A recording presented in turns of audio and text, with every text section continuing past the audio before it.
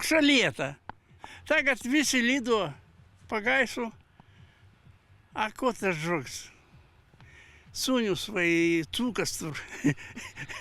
Nu, jūs uzskatāt, ka vajadzētu gaisa telpu stiprināt? Visādas raketas tur, visādas lido pa gaisu. Ko tas žogs? Tikai naudu tur patērēt.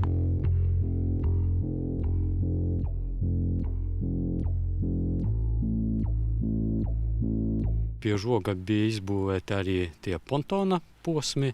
Tad skaidrs, ka viņi mums jau uz doto brīdi atvieglo patrulēšanu. Ja?